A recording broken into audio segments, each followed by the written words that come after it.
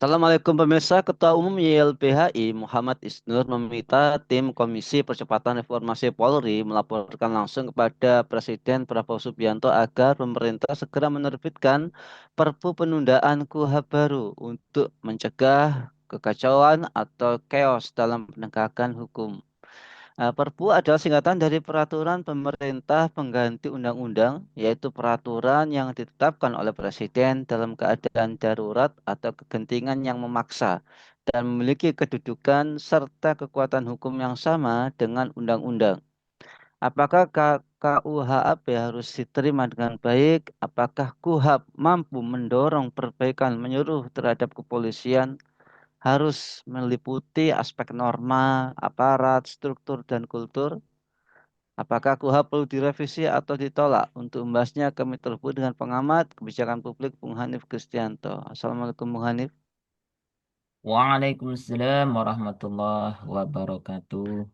Bung Hanif, eh, ada pihak mengatakan bahwa reformasi hukum pidana saat ini dinilai sebagian pihak memasuki fase kritis, yaitu pengesahan RUU KUHP atau KUHP pada Selasa 18 November 2025 dilakukan dengan sangat cepat. Ya. Apakah pembahasan ini tidak menyentuh solusi fundamental sehingga dalam draft undang-undangnya mengandung banyak ketentuan yang bermasalah, Bung Hanif? Ini menarik ya bagi kita sebagai rakyat Indonesia ya. Jadi seringnya aturan atau kebijakan ya atau apa itu ya, berkaitan dengan pengaturan hukum dan juga urusan rakyat ini lagi-lagi ya pemerintah ataupun juga pejabat yang memiliki kewenangan di negeri ini itu belum menunjukkan ya hal-hal yang kita anggap bisa diterima ya oleh akal sehat ya, oleh hati yang lapang ya, dan juga kadang-kadang tidak sesuai dengan fitrah kita sebagai seorang manusia begitu. Nah, apalagi pembahasan RUU KUHP yang nanti akan disahkan memang 2 Januari yang yang berlaku ya sudah disahkan memang 2023 dan berlaku nanti 2 Januari 2026 itu ini menunjukkan beberapa hal yang tentu ketika membuat aturan tidak serta-merta bisa digeneralisir ataupun dengan mode kilat ya cepat ya kuatnya saya tidak selamat gitu ya. Jadi nah ini karenanya ketika sebuah RUU seluas dan sedalam KUHP yang menjadi pondasi bagi seluruh proses peradilan pidana ya ini disahkan secara kilat. Nah, kita khawatir ada substansi prinsipil yang tak terbahas secara memadai. Nah, kenapa? KUHP ini nanti menyentuh aspek yang pertama itu ada hak tersangka atau terdakwa. Kedua, kewenangan penyidik ya ketika hubungan antar penegak hukum ya. Keempat, mekanisme penahanan. Kelima, pengawasan pra peradilan dan keenam, standar pembuktian. Dan ini menyangkut hak hidup seorang manusia gitu loh ya. Jangan sampai ya misal yang selama ini terjadi juga kan kita sering mendengar ada seorang tersangka yang mungkin disiksa, iya kan? Kemudian ada juga kasus yang direkayasa atau yang lain dan contoh-contoh itu nampak sekali. Dan kita juga harus memahami bahwa adanya reformasi atau KUHP ini kan juga menunjukkan bahwa dahulu ini kan sumber hukum undang-undang kita kan juga masih mengadopsi apa yang diwariskan oleh penjajahan Belanda dan ini sudah dipahami oleh semua oleh para ahli hukum atau sebagainya dan ini ada inisiatif ya untuk sesuai dengan culture ya kita sebagai rakyat Indonesia mau buat model sendiri. Nah, karenanya jika pembahasan ini tidak membuka ruang evaluasi secara fundamental, ya maka yang lahir ini adalah undang-undang yang cacat secara filosofis, secara normatif dan teknis sekaligus. Nah, ini terkumpul dalam satu problematik. Makanya ini ke depan tampaknya juga tidak salah kalau tadi ada beberapa pihak yang menyerukan Pak Presiden untuk mengeluarkan Perpu ya untuk jangan dulu diberlakukan. Nah, itu tidak salah. Kenapa? Mereka melihat secara dari sisi akademik, dari sisi hukum, dan dari sisi nanti ke depan mau akan terjadi apa kalau ini diterapkan atau diberlakukan secara eh, amburadul dan juga secara ugal-ugalan. Seperti itu, Mas Nanang. Bung Hanif, ada beberapa pihak yang mengatakan bahwa KUHP yang baru ini bukannya membawa reformasi, melainkan justru menyeret Indonesia ke jurang krisis hukum pidana. Dan apakah KUHP yang baru akan membuat kepolisian menjadi superpower, Bung Hanif? Ya, ini yang sekali lagi hukum kita ya mau dibilang seperti apa ya? Fakta seperti itu. Ya kan kadang untuk meraih keadilan juga itu sesuatu yang harus dibayar dengan harga mahal, ya kan? Rakyat ya kadang juga tidak mendapatkan haknya untuk memperoleh hukum yang pasti, jelas dan perlindungan. Ya, itu yang sudah terjadi saat ini. Nah, apalagi kalau KUHP ini akan menyeret ya Indonesia ini kepada sebuah krisis hukum pidana. Nah, apakah ada potensi? Iya, saya katakan. Nah, jika apa? Draft tersebut itu lebih banyak memperkuat kewenangan koersif aparat tanpa check and balance. Nah, gitu ya. Nah, ini yang terjadi ya. Kenapa? Ya salah mereka punya kekuatan, mereka punya senjata. Kadang-kadang itu ya namanya manusia ya. Kita bicara secara manusiawi ya. Nah, kalau tanpa adanya iman, takwa, adab, akhlak ya sebagai seorang manusia, apalagi juga dia tidak memposisikan sebagai manusia yang sejati, misalnya menganggap semua bisa dihabisi. Nah, maka ya sekali lagi ini juga menjadi krisis ya terkait dengan penegakan hukum di Indonesia.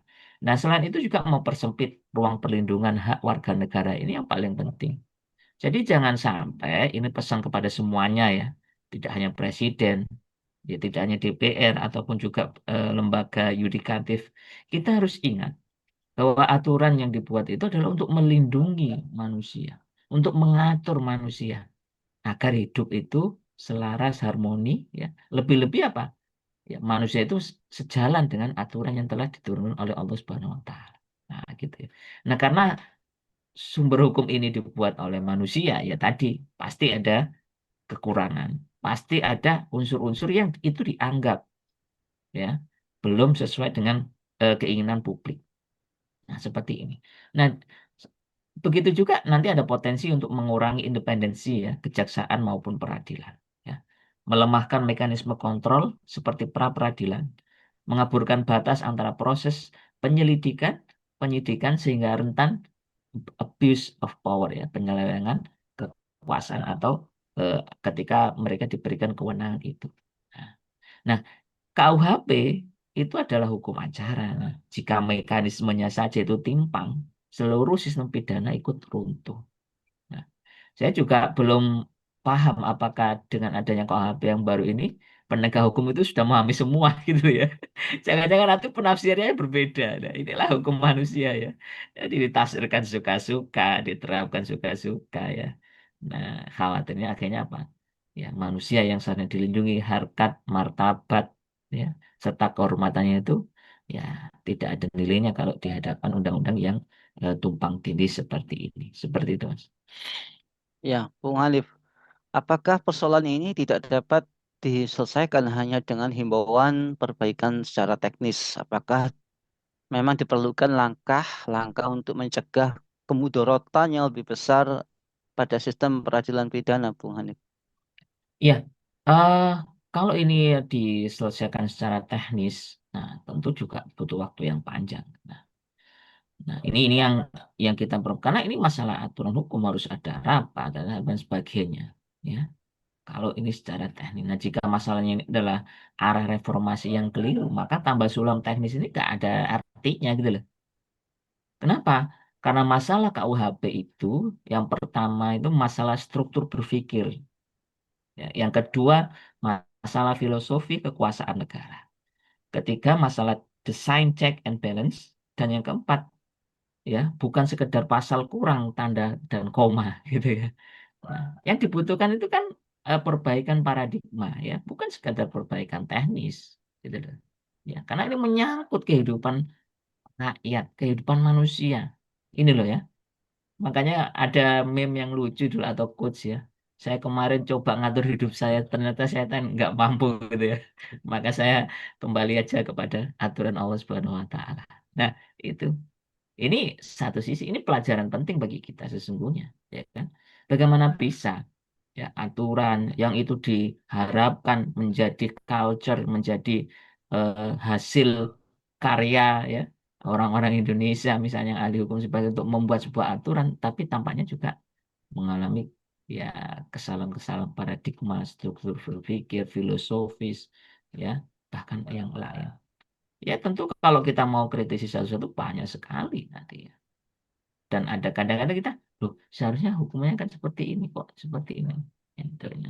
Nah, karenanya kalaupun ada langkah ya untuk mencegah kemadaratan lebih jauh ya, tentu ya harus kita bermuhasabah atau menyadari diri bahwa ya, tidak ada aturan yang sempurna kecuali dari Allah dan Rasulnya. Itu yang paling penting. Nah, ya. Nah, ini ya tentu kita juga butuh sebuah suprastruktur ya, sebuah negara yang memang mau mengambil aturan Allah dan Rasulnya, gitu ya.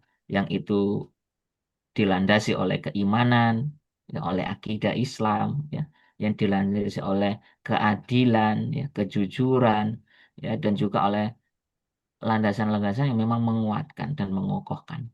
Nah, di sisi lain juga ketika kita kembali kepada Islam juga ya sistem syariat Islam itu kan sudah mengatur seluruh aspek kehidupan gitu ya ya dan inilah harus kita pahami bahwa kita sebagai manusia yang lemah terbatas ya kan dan juga mudah sekali menyelewengkan aturan. Nah maka kalau mau aturan yang baik ya so, ya harus bersumber dari hukum-hukum Allah dan Rasulnya. Nah karenanya ini juga menjadi sebuah benteng ya, langkah ya, agar tidak lebih jauh. Nah, kalau KUHP ini tidak didasarkan, dilandasi dari itu semua ya, pantas. Kalau masih ada dorongan untuk mengeluarkan perpu ya, agar tidak disahkan lebih dahulu. Nah, gitu kan. Nah, karenanya jika undang-undang baru ini juga berpotensi menciptakan ketidakadilan sistemik ya, maka ya ini kan beberapa teman-teman juga sudah ada yang melakukan judicial review, ada juga tekanan publik, ya tidak hanya tekanan publik ya, tapi juga dan akademik. Nah, ini tentunya para ahli-ahli hukum Islam itu juga bisa ya menyampaikan pandangan-pandangan itu ya. Nah, para ulama, kiai, dan sebagainya. Nah, ini. Kemudian juga perlunya juga ada harmonisasi, ya, regulasi, ya, serta revisi terarah sebelum implementasi penuh. Ya. Karena seringnya undang-undang di Indonesia itu ya seperti itu sudah disahkan, ada judicial review dan sebagainya. Nah, seperti itu, Mas Nanang. Ya, Bung Hanif, apakah saat ini memang butuh perbaikan menyeluruh terhadap institusi kepolisian? Ya, perbaikan ini dalam artian meliputi aspek norma, aparat, struktur, dan kultur, Bung Hanif. Ya, ini tentu bagi penegak hukum yang itu menjadi garda terdepan ya. Ya, mungkin tidak hanya kepolisian ya, tapi juga ada pihak kejaksaan ya, ataupun pihak pemutus dan sebagainya yang terlibat dalam eh, terkait dengan hukum, maka itu ya sangat perlu begitu ya. Nah, apalagi kalau kita cermati juga pihak kepolisian ini menjadi hulu sistem pidana. Ya. Nah, jika hulunya bermasalah ya hilirnya juga bisa jadi akan rusak ya. Ya, maka ya untuk mereformasi yang meliputi norma ya tentu yang pertama juga menata kembali kewenangan, limitasi, kontrol, akuntabilitas, standar penggunaan kekuatan. Ya, dari sisi aparat penegak hukumnya juga ya dididik. Nah, ini pentingnya. Dididik dengan apa ya? Dengan akidah Islam agar mereka memiliki iman dan takwa yang kokoh. Ya, ya. Tidak tergoda oleh jual beli hukum, ya, maklar kasus dan sebagainya. Lah ini kalau sudah tidak memiliki dasaran itu ya mau gimana lagi kan? Ya, ya. Nah itu deh. Karena mereka memegang yang tahu hukumnya. Ya, khawatir saya rakyat yang bodoh akan hukum akan dimanfaatkan. Nah juga diperbaiki rekrutmennya, ya kan? Jangan sampai rekrutmennya ada yang unsur kebohongan sampai dibohongi, ada yang membayar berapa miliar ya ternyata dibohongi oleh seorang oknum ya.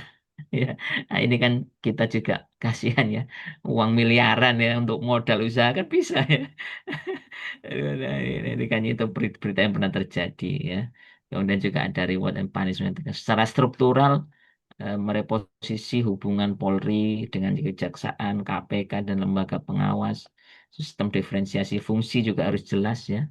Bagaimana penyelidikan, penyidikan, dan penuntutan secara kultur juga menggeser ya budaya komando menjadi budaya yang profesional, ya akuntabel, ya dan juga tentu ya dia karena penegak hukum maka rasa takutnya kepada Allah itu jauh lebih besar ya daripada orang yang nggak tahu hukum. Nah, nah karenanya tentu ini menjadi pelajaran penting bagi kita adanya KUHP yang masih kisruh dan sebagainya. Ini juga menjadi pelajaran bahwa manusia yang lemah ketika diminta untuk membuat aturan maka eh, sangat apa? Aturannya juga banyak penafsiran, ya.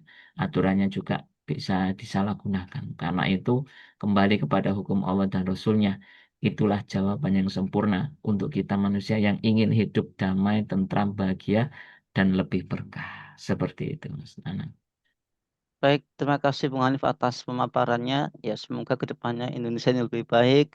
Semuanya akur gitu ya, baik aparatnya dengan rakyat. Semoga ya sesuai dengan cita-cita negeri ini yaitu kita sama-sama bersatu, terjadi keadilan sosial bagi semuanya, tidak sikut-sikutan, tidak terjadi sebuah gap, apalagi musibah dalam pelaksanaan hukum di negeri ini. Ya, semoga Bung Hanif sekeluarga senantiasa dalam perlindungan Allah Subhanahu wa taala.